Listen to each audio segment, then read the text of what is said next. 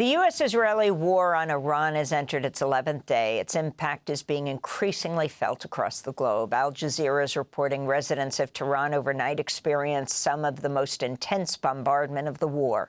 At least 40 people were reportedly killed near the city's Escalates Square. In Lebanon, the death toll from Israel's attacks are nearing 500. About 700,000 residents have been displaced. Earlier today, Iran reportedly fired drones towards Saudi Arabia, Kuwait, and United Arab Emirates, where a large fire broke out in an industrial area home to petrochemical plants. A suspected Iranian missile also hit a residential building in the capital of Bahrain, killing one person and injuring 8 others. On Monday, the Pentagon posted online a photo of a missile with the words "No Mercy" superimposed on it. An accompanying message read, "We have only just begun to fight." But soon after, Trump told CBS News, quote, "I think the war is very complete, pretty much," he said. Trump's CBS interview led oil prices to drop and for global stocks to quickly rise. But after the Wall Street markets closed, Trump told Republicans in Florida the U.S. hasn't, quote, won enough. At a news conference on Monday night, ABC News reporter Selena Wang questioned Trump about the conflicting messages.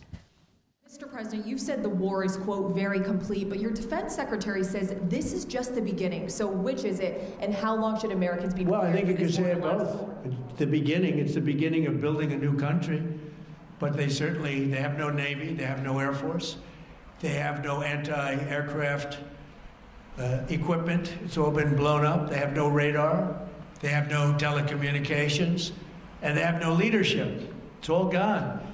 So, you know, you could look at that statement. We could call it a tremendous success right now as we leave here. I could call it, or we could go further, and we're going to go further. But the big risk on that war has been over for 3 days. We wiped them out in the first 2 days. On Monday, President Trump said he had a good call with Russian President Vladimir Putin, who reportedly proposed a, quote, quick political and diplomatic end to the Iranian conflict, unquote. We begin today's show with retired Army Colonel Lawrence Wilkerson, who served as Chief of Staff to Secretary of State Colin Powell during the run-up and early years of the U.S. war on Iraq. He's taught national security affairs at both George Washington University and the College of William and Mary. Colonel Wilkerson, welcome back to Democracy Now! Can you respond to what has taken place over this last 11 days, starting with the diplomatic talks in Geneva between Iran and the United States? And as those talks were just wrapping up, U.S. and Israel attacked Iran and killed the supreme leader there. Your response? Yes, and Amy, for the second time, we violated international law in that respect and just common human decency. And your comments at the opening of the show were spot on, but not nearly broad and deep enough.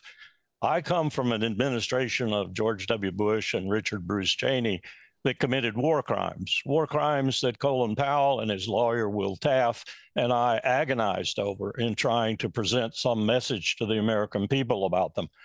This administration has committed more war crimes in the last few days than I think any country since Adolf Hitler committed. And that is an incredible condemnation of this entire process. We have bombed civilians relentlessly. We have bombed a school. We have bombed a hospital. We have struck facilities in the nature of Tehran's oil capacity that is now putting black poison all over 10+ million people. And we are essentially not bombing ballistic missile sites and bombing war materiel. We're bombing people. We took a lesson from the IDF, if you will. We are bombing people, as incidentally they are still doing in Gaza and doing now in Lebanon to a fare thee well. These are all war crimes, and one wishes with fond hope that someday we might be called before the bar of justice and have to account for these war crimes. And what you just talked about is a crime also in the eyes of international relations and people who want to keep decent international relations ongoing in the world. We're destroying that. And on top of all of that, And this is the real serious problem here for America. Trump and Hegseth and Rubio and the other entourage of their national security complex have completely misjudged the nature of this war, as has to a certain extent Bibi Netanyahu. This is a country as big as Western Europe with 93 million people, probably 90 million of whom will fight us to the bitter death, who live in terrain that almost killed Alexander the Great. It is entirely inhospitable to military operations, and Trump is actually talking about putting ground forces there. And the only way he will be able to claim any nature of victory is to do that. Only that will be the end of the empire's presence in the Levant and the Middle East in general, because we will not be able to sustain that economically, physically. We do not have the soldiers or Marines to do that. But that's what he's talking about. This is pure nonsense. There was a column in Haaretz yesterday, and the title of the column essentially was Trump will chicken out in this war too. I'm sorry, he's not going to chicken out necessarily. That might be the tone intent he puts to it. He's going to be defeated, as are we. Colonel, I wanted to ask you, we played that clip with Trump talking about all the damage that Iran has sustained, but there's been very little acknowledgement by the U.S. military or the White House to the enormous damage that has occurred to the U.S. military footprint in the Middle East for decades. All of these bases and a radar, multi-billion-dollar radar, were established throughout the region. And what's your understanding of the nature of the damage that has occurred to all of these bases, not just among the Gulf states, but also even in Iraq and other places of the Middle East? Yeah, that damage is enormous. And I think what you're witnessing right now is the initial steps of the empire, the American empire's retreat from the Levant and the Middle East in general. I don't think we're going to be able to sustain our presence there after what's going to happen here, particularly if we stay at this for a long time and really do take significant casualties. We're already taking more casualties than people know about because the media is not being apprised of them. Yes, we had the ceremony at Dover, but there are people getting ready at Landstuhl, our throughput hospital in Germany right now, to accept multiple casualties coming in. They've stopped their civilian service and so forth at that hospital. And other things are being geared up too, like Walter Reed. I don't think they have even a modicum of appreciation of what kind of casualties are going to result, though, especially if we put ground forces into Iran. And that is the only way, unless he just lies completely about it, that Trump is going to be able to assert any kind of real force with regard to this population. And to your point, in Bahrain, they have taken out billions of dollars worth of U.S. radar and equipment, including the vertical missile loading cranes. So now ships have to go all the way to Diego Garcia to load these weapons. They have essentially obliterated our capacity to carry out combat actions from a number of places in Saudi Arabia and Qatar and the United Arab Emirates. Al Udeid is actually under threat now too. And this is all part of the warp and woof of our ability to carry out combat operations in the region. I'm not even sure our biggest facility for passing on troops, throughput facility that we used in both Iraq wars, is in Kuwait. I'm not even sure that that's up now and able to do anything. So how would you even get Marines or soldiers, God forbid, into Iran? That's a huge problem. They will sink the ships that are coming to deposit those troops wherever they're coming. We have not really damaged their ballistic missile capability. And the media blackout on Israel is keeping the American people from seeing the enormous degree of destruction to Israel, the latest component of which was a riposte to Israel's having struck their oil facilities on Haifa, their oil facility port. And Haifa is being taken down much the way Eilat was taken down by the Houthis, the Al-Ansar in the Red Sea, when we failed to be able to reopen the Red Sea. And that's the next step. The Bab el-Mandeb will be closed once the Houthis have gotten into action full time again. And 60% of the world's commerce passes through the Red Sea. It's not oil and gas exclusively. It's all manner of things, foodstuffs, commodities, and such. So this is a war with long legs. Trump has completely misinterpreted it. The only one who's interpreted it correctly is Bibi Netanyahu, and I think he's ready to use a nuclear weapon should it become as bad as it looks like it might right now, because Iran has not even begun to shoot its most sophisticated missiles.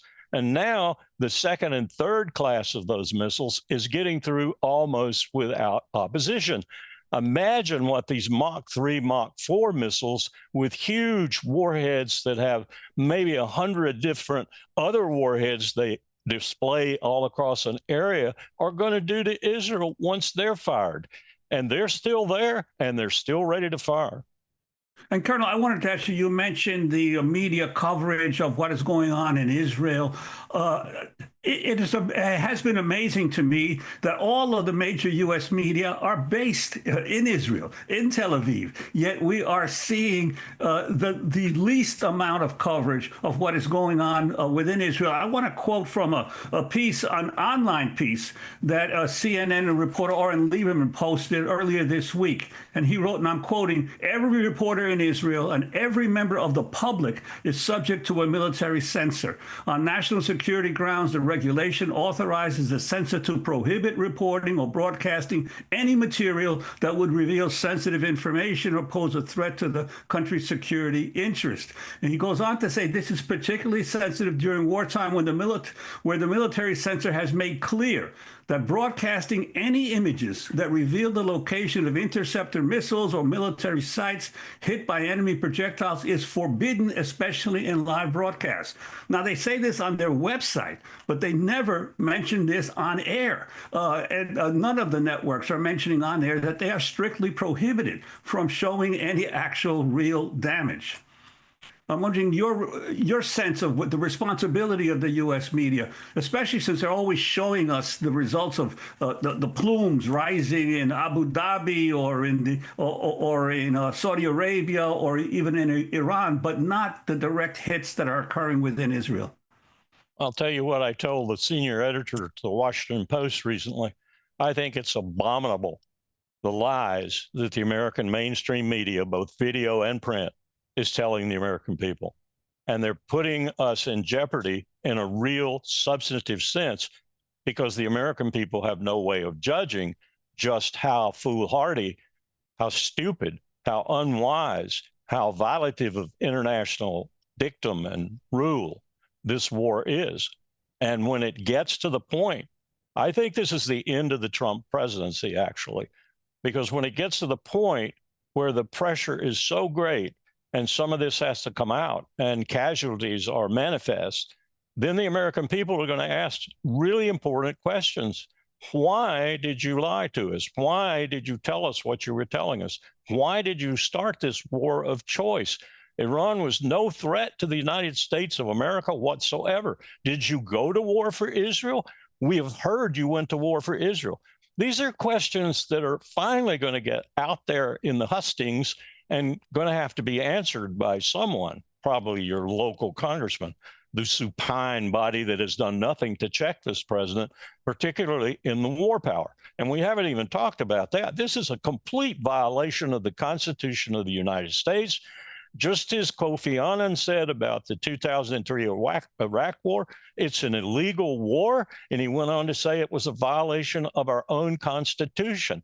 And he was absolutely right. But this pales, or that pales, in comparison with what Trump is doing right now and what he is going to probably have to do in order to seem to correct his errors. And I'm truly worried that this destruction of Israel is going to reach a point. I listened to Netanyahu recently speaking in Hebrew to his clan, to his group, Ben Gvir, Smotrich, and others like that. And at the end of his remarks in Hebrew, which was translated for me very reliably, I think, he essentially said that if it went south, if it went bad, he was prepared to show the Iranians something they had never seen before. I think he meant a nuclear weapon. And I go back to 1973 when Golda Meir told a BBC reporter, you can check, it was printed in London the next day on the front page, that she would use a nuclear weapon in response to his question, would you use a nuclear weapon? Because at that time, they were pretty hard pressed in the 73 war. And she said, yes, without equivocation. I think we're back at that point again, and for probably a far more dangerous situation.